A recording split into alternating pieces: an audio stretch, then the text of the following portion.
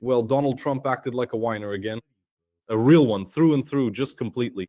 But actually, if you follow my analytical reviews, I think you understand that my faith in Donald Trump is truly unwavering. Trump canceled the summit in Budapest, meaning the meeting with Putin in 2 to 3 weeks. It's unclear when exactly it was planned, but it won't happen. Trump showed character and basically stated that he understands we are the civilized world, the democratic world. I don't know. We are Washington and Kyiv and Brussels. In short, he said, we don't want Putin to get everything. Essentially, this was a contextual response to journalists' questions regarding the Russian Federation's claims to territories it hasn't yet seized, some kind of exchange, swapping what hasn't been captured for what hasn't been captured. In other words, that's simply not going to happen. And the bad news for the Russian Federation is just beginning for real now. Why do I say that? Because today, there are a lot of reactions, aside from Medvedev's posts, which I'll mention as well, but there are a lot of reactions right now on various Z Telegram channels, including public pages that are essentially close to the Kremlin. And here's what a Telegram channel close to Sergei writes about us. It's called Kremlin Snuff Box. I've actually saved this story here. Let me take a look now. No, this is a post by Dmitry Medvedev. They write that, in fact, there are currently only two scenarios for the Russian Federation. The first scenario is related to the fact that apparently a wave of crisis will hit the Russian Federation. Sanctions might actually start to work, and it will be necessary not just to tighten their belts, but probably even to consider that the funding for these hostilities, the funding for the so-called special military operation, could suffer. This is the first likely consequence, according to the observers of these anti-Kremlin channels. And the second consequence is, in fact, what might happen with the information campaign against Vladimir Putin himself. You know that from time to time, certain rumors appear, which claim that Putin is terminally ill, but we don't really know which of Putin's doubles or even triples is supposedly terminally ill. So there's that. Well, it's a half fairy tale story to spread something about Putin's illness.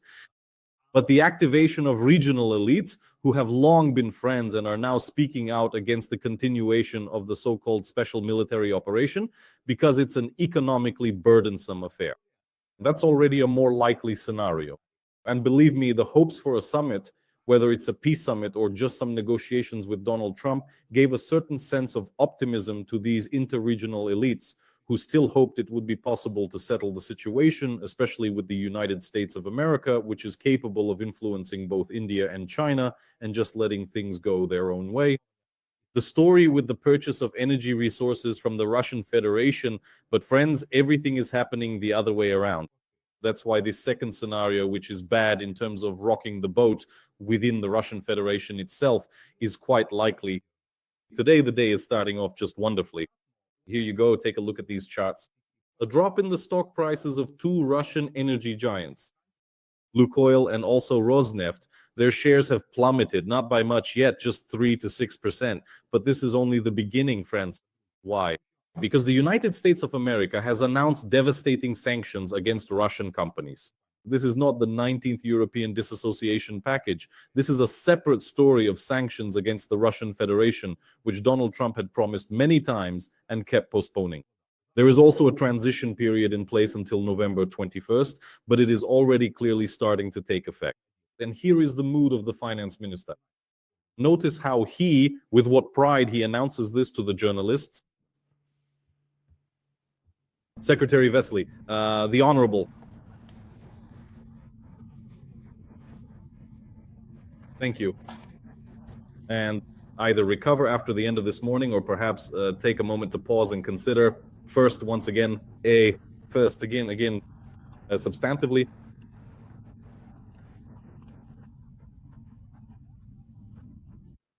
A smile on Becenta's face. This, I think, is absolutely wonderful. So what happened? Sanctions against Lukoil and Rosneft, plus 24 subsidiary companies associated with these two Russian giants, and in addition, secondary sanctions on financial operations. This is an absolutely devastating story, considering that in Russia's gross domestic product, in fact, the budget of the Russian Federation is formed by at least 1/3 from revenues coming from the oil and gas business. So in effect, not everything is being destroyed, but a third of it is. The United States is now taking concrete action, advancing and still giving Putin and his company a chance to maneuver until November 21st. BBC also published an interesting piece, BBC Ukraine, Through the Veins of the Kremlin. A really striking metaphor used by the journalists, how Trump's sanctions against Russian oil could change the course of the war. The entire article is dedicated to these statistics, these summaries, a third of the Russian budget, what Lukoil is, what Rosneft is, and most importantly, what secondary sanctions are. Because trying to circumvent sanctions against specific companies is one thing, but trying to influence the world at large, your friends, or even just neutral countries that have still been buying something somewhere, that's a different story. And the key factor here is the position of China and India. India, as you know, is already gradually starting to refuse Russian oil, to stop purchasing this energy resource, and there will be more to come. India does not want to quarrel with the United States. And Chinese companies, today, according to Reuters, there is great news as of 5 o'clock in the evening. China is stopping its purchases of this energy resource. Russian from the sea, that is what comes by land, is still ongoing. But there is a decision regarding the sea route. According to Reuters, the sea route is coming to an end, so it's getting even worse. Now, to seal the deal, the 19th package of sanctions from the European Union. It was also agreed upon the previous evening. Josvik wrote about this. So what do we have in summary? I will also comment on this slide now. Essentially, this is what we have regarding the European Union's sanctions.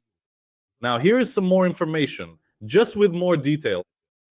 A ban on the supply of LNG to the European Union, liquefied natural gas, right? A complete ban on all crypto services for citizens of the Russian Federation, restrictions on travel for Russian diplomats. The sanctions list also includes an additional 117 vessels from the Russian Federation's commercial fleet. Banks in Kazakhstan, Belarus, and 4 companies connected to the oil industry of the People's Republic of China are also subject to restrictions. Today, the European Union is really hitting Putin hard, and it's happening. All of this is being done in tandem with the United States. In fact, all within a single day. And this is no coincidence. If you had any pessimistic impressions from these meetings, phone conversations, and so on, then obviously Ukraine's strategy was to leak information about the mood in the room where the lunch with the Ukrainian delegation took place and the conversation between Trump and Volodymyr Zelensky. It worked. Do you remember how nervous Dmitriev was after he said, how could it be possible that Ukraine, which supposedly wants negotiations or peace, would leak our agreements between Moscow and Washington? For our European enemies, these were not just words, not just a post. This was a dangerous story because I think about these moves by Donald Trump and, in fact, Brussels. The Russians had already started to suspect since Monday. They just didn't fully believe it. Yesterday, Zakharova called it some kind of info noise, saying that Budapest was preparing something and so on. Putin's friends in Hungary, Szijjártó and Orban, either they didn't have the information or they were trying to save face, saying that we are the party of peace here, we are all getting ready. Nothing burned out, nothing will. Propaganda is trying to somehow make it seem like this is not the case in Ukraine. For now, they're not joking about it like that. By this, I mean the Russians aren't making a tragedy out of it. Those are the kinds of jokes they're making. They're writing stuff like that. So, look, the EU has banned the export of toilets, bidets, and flush tanks to Russia. Children's toys with motors and strollers have also been banned. And now Russians are asking, how are we supposed to poop? How are we going to do it? But honestly, friends, I think it's starting to be not so funny for them anymore. Now, to wrap up, Medvedev's post. Here's Medvedev's reaction to Trump canceling the summit in Budapest. New sanctions against our country from the United States. What new weapons will there be besides the infamous Tomahawks? Let me briefly comment on the Tomahawks. Zelensky made a statement about them today. Only the United States of America can possess Tomahawks. If Trump wants to keep the Tomahawks for Americans, well, okay, we can find them elsewhere. There's another nuance. You can't just use Tomahawks freely since, after all, they're weapons manufactured in the United States, but that's a much smaller issue. So yes, Medved, Tomahawks are still possible. No one is taking them off the table. If any of the numerous commentators still have any illusions, here's our message to the USA. The adversary and their talkative peacemaker Trump has now clearly and fully embarked on a path of war with Russia. Yes, for now he doesn't always actively fight on the side of Banderite Kyiv, but this is now his conflict, not that of the senile Biden. Of course, people will say that he had no other choice, that he was pressured in Congress and so on, but that doesn't change the main point. A decision has been made. This is an act of war against Russia, and now Trump has completely aligned himself with the insane Europe. There's only one way to react to this. Medvedev and his associates believe that they knew how to work with Biden's America, with Biden's administration, with Biden's State Department. And they thought that Trump was someone who was somehow different. I want to tell you, and I've talked about this a lot in different formats, that the United States of America, friends, let's not forget, well, there's the diplomacy of Trump and his current administration. That's diplomacy. One-on-one, face-to-face diplomacy of personalities. They really like that. But traditionally, America is a powerful institutional machine. A powerful institutional machine. They know how to count money well there. They know how to measure influence. And they remember the times of great dominance very well, regardless of any recent troubles, yes, and a series of missteps that began during the Obama administration. But all of these issues are, in essence, basically ingrained in their blood, so to speak. So we shouldn't underestimate them.